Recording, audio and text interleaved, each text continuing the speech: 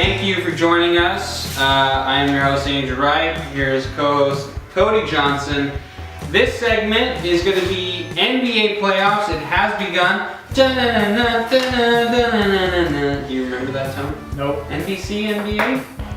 Man, or NBA on NBC? Okay, that was back in 2002. Dude, come on. 15 years ago. Okay, let's not age ourselves anymore. You don't remember that one? Give me a break. Whatever. Anyway, the NBA playoffs has begun. Who cares? I guess. I'm so upset right now. I mean, I remember it. I just don't remember. Oh, so now it comes up. Okay. I remember NBA on NBC, which was really nice. I just don't remember the tune. Okay, cut me some slack. It's been about 15 years. Old timers disease kicking in over here. The tune made me happy as a kid. Okay. All right. All right. What team are you worried about in the playoffs so far? Okay. So in each conference, with the East and the West is what I'll go with first. I'll go with the East. I'm really concerned with Boston. In my opinion, they're the #1 seed, and I've heard this on Speak for Yourself with Colin Cowherd and all the other analysts. I've also heard this on First Take. Boston is kind of the weakest #1 Eastern Conference seeding. This actually kind of reminds me a little bit. I think this was back in 2000 and I think it was 2010 or 2011, the year that the Dallas Mavericks won 60 games, and then they played the 8th seed Golden State Warriors at the time, and then they beat them in 6 games. It's kind of what it's reminding me of. However, I don't see Boston getting out of the hole, especially with the Bulls and how experienced they are with Rondo, Wade, and you got Butler. I actually honestly think how great Butler's been playing lately. He's not like a walking triple-double like Westbrook, but I think you can definitely build a franchise around him if you really took the time and did so. That's why I think like Boston should have really traded for him. That would have been real nice. Or Butler just needs to stay put in Chicago, and Chicago needs to just put some players around him, which they kind of are, but they're more building the team for a win now more so than future longevity, but that's another talk. So in the East, I've got the Boston Celtics, my biggest worry against the Bulls. You can definitely see that the Boston Celtics are very inexperienced, especially being the #1 or the #2 seed. They're kind of being outmatched right now by the Bulls. I'm more worried about them. I don't think they're getting out of the first round. And in the West, I am very concerned with the Los Angeles Clippers. I think that they're a very overrated team. I think they were 5th in the West or 4th in the West. I think they're 4th. The 4th in the West, and in my opinion, that was just because Utah and OKC couldn't catch up to them. And that's not saying that those two are bad teams, which they're not the greatest teams. But honestly, the Clippers though aren't knocking down doors. Yeah, on an even night they may beat you, but I'm not worried about them. Like if the Clippers do make it out of the first round, which I see their series with Utah going 7 games for sure, because I think Utah is actually a surprisingly good team. And they're probably 1 year removed away from actually advancing to, a second or the conference finals. I think they're a very good team. Gordon Hayward is playing phenomenal with this team, and they're only going to get better from here. But I think the Clippers are overrated. You've got Blake Griffin that really can't do anything offensively outside of shooting the ball and dunking. He doesn't have any post-up moves. He's not very tough when it comes to rebounding. You've got DeAndre Jordan, who is like 6'11", 6'10", 6'11". He rebounds really good and catches a lot of alley-oops, but can't create his own offense. Sucks at free throw shooting. He does play good defense. You've got Chris Paul that is a great distributor. You've got veterans on the team like Jamal Crawford who can create his own shot, Paul Pierce. And for some reason, you would think that they'd be like the 3rd or the 2nd best team in the West with the type of roster that they have.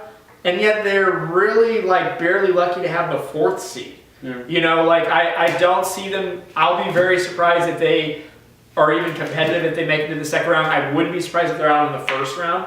So I just think the Clippers are what I'm more worried about. I think that I wouldn't be surprised if they didn't make it out of this round. And again, Boston I think is in trouble with their seeding against the Bulls. I think the Bulls have them dead to rights now, up 2 games to nothing. So yeah,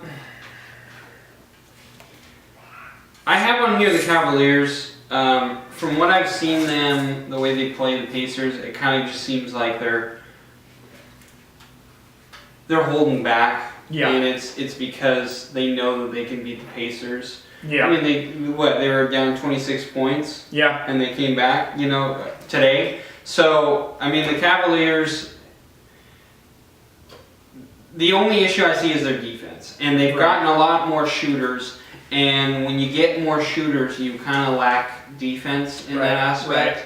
And that's what they've done. And that's how they beat the Warriors, was not because they were shooting better than the Warriors. Mm-hmm. It was because their defense was better. And when their defense came up, what are we always going to remember about the NBA championship, about the Cavaliers winning?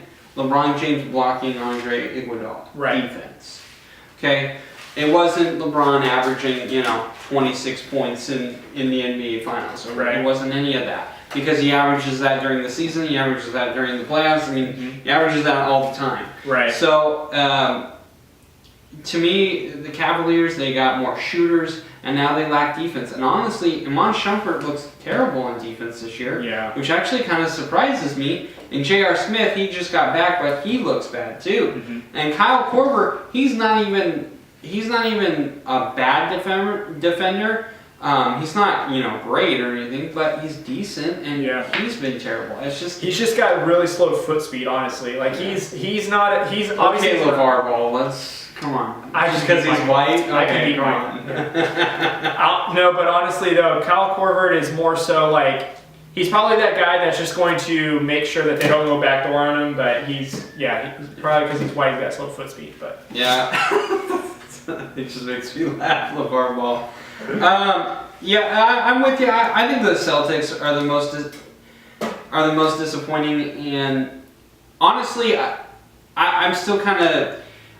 I knew they weren't going to get to the championship. I figured they could get to the conference championship, but I didn't think they were going to look this bad against the Bulls. Yeah. I like Jimmy Butler. I like Dwayne Wade. Dwayne Wade is going to definitely help in the playoffs. And Jimmy Butler has risen to the challenge. Yeah. The issue that you have with the Celtics, and that always comes about when playoff time, is Isaiah Thomas is a good player. He's a great player. Yeah. There's no denying that. Who else do you have? Mm-hmm. Who are you going to need when you need a clutch shot? I don't trust Al Horford anymore. I used to. This year he's really lagged. Yeah. He, for some reason, is not fitting in this offense the way everyone thought he would. Right. Who are you going to have? Kelly Olynyk shoot it? Avery Bradley? Jay Crowder? Who are you going to have him shoot? You can't trust a Rozier who's a rookie or second-year guy. Yeah, Marcus Smart, dude. He's more defensive than offense. Yeah. They don't have another guy, and I feel bad for Isaiah Thomas because he's such a great player. He deserves to at least have a chance to get in the NBA Finals, and he's not with the team that he's in. Right. And honestly, this Bulls team, I knew that they could play like this. Mm-hmm. They're, to me, one of the most surprising teams right now. Do I see them beating the Cavaliers? No, I mean they could make it a 6-game series, but I feel like the Cavaliers would still win it. Yeah. I wanted to talk about the Raptors. Okay. And I figured Kyle Lowry, and I told you this in the beginning of the year. You were like, oh, I like Kyle Lowry. And I go, I don't know. I just don't think he's ever going to be the same. I think it's going to get in his head again. Yeah. And guess what? His first game, 4 points, 6 assists. He went 2 of 11 from the field. Mm-hmm. That's 18% shooting. Yeah. In 33 minutes of play. Now, his second game, he was 50%. He went 6 of 12. Mm-hmm. And had 22 points and 5 assists. Right. But when you look at how Kyle Lowry plays, if he's good, they're winning. Yeah. If he's not good, they're losing. Mm-hmm. And Kyle Lowry, to me, he's like one of those 50-50 players that we were talking about. He looks good one day and he looks bad the other day. Right. And you don't know when it's going to be. Right. I actually think that for the Raptors, if they're going to be successful, which I don't think the Raptors beating the Cavaliers, I don't even think that they're the closest team that can get to them. But honestly, Serge Ibaka also needs to step up a little bit. Since he's come, he's not very consistent with the offense. When he was with Orlando, when they didn't have anything, yeah, he was scoring and rebounding like crazy because he's the only one willing to do it. But now that he came over to the Raptors, he just doesn't seem like it's not that he's not aggressive and his defense isn't there, but the rebounds have gone down and his offense have gone down. And he's actually a pretty good shooter when he gets the ball. So I don't know if maybe that offense is just so focused on DeRozan that there's no other people that can flourish in there, even though Lowry's been known to score the ball really well. So I think that they need to figure that out. I actually think the Cleveland Cavaliers are in trouble when it comes to the Wizards, especially with their their lazy defense, I'll say, because the Wizards have great shooters, and I've even told you this before that I think John Wall is totally underrated, and I think that he has a better case at making an MVP than most of these people. Like, I think that John Wall is a better MVP than Kawhi Leonard, and I would almost say that John Wall, you can almost make a similar case that he should be as much of an MVP for his team as Russell Westbrook, because without John Wall, that team isn't very good. Correct. You know, if you're going to talk about most valuable, I think John Wall is super valuable to the Wizards. Yeah. Granted, now this year is a big maturity step for him because he's been very immature the last few seasons. But I think this year has been a great season for him. You've got Bradley Beal, you've got Morris, and you've got Porter Jr., or Otto Porter Jr. They've got a shooting team. You know, they're not a great defensive team, but you got a shooting team. And if you're going to play lazy defense like the Cavs are and they're just going to shoot the ball, you're going to find yourself in a predicament. And I think that the Wizards are kind of a poor man's version of the Warriors in the sense of they're shooters. And I think the Cavs are going to be in trouble if they don't step up on their defensive side. I get it, you've got shooters and you've got defense, but I mean, Shumpert is playing terrible defense. J.R. Smith is playing terrible defense. LeBron James is the only one that's playing defense, and he can't do all 5 positions, but you also want it on the offensive side. So he's got to almost play safety, so to speak, on the defensive side, so that way he can get his 41 points, his triple-double, or whatever, so that way he can be effective. But I think that the Wizards pose the most challenge, even before the Raptors, in my opinion. I'm not saying that the Raptors and the Wizards, I think that'd be a great series, but I think the Wizards pose the most threat to the Cavaliers as far as how the team plays. Yeah. Then I would say the Raptors. But that's just my opinion. I think that's a good one. The Wizards, I think they're the most capable of beating a Cavaliers team. I'm kind of going off of the Raptors, their potential. A lot of people thought, Kyle Lowry, okay, he had a good regular season, so he's back. Yeah. But you see what happens in the playoffs. Clutch time, he's never been any good. I mean, honestly, and I feel bad. I love DeMar DeRozan. Mm-hmm. And Serge Ibaka, I thought, was a good fit for the Raptors. It just hasn't clicked for them, and it's kind of unfortunate the way they're playing. Yeah. But they were actually kind of a different team last year than they are this year. Mm-hmm. And you just kind of go off of what you've seen last year, and it's kind of disappointing. Yeah.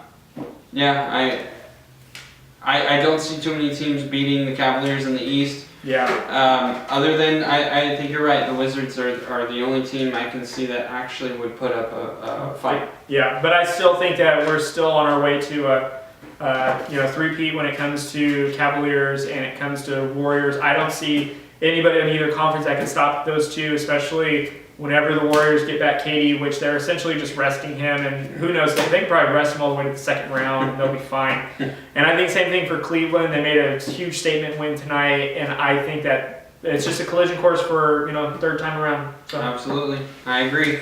Please follow us on Twitter, Instagram, and Facebook, and subscribe to our YouTube channel. It is all Drew Code Sports Talk.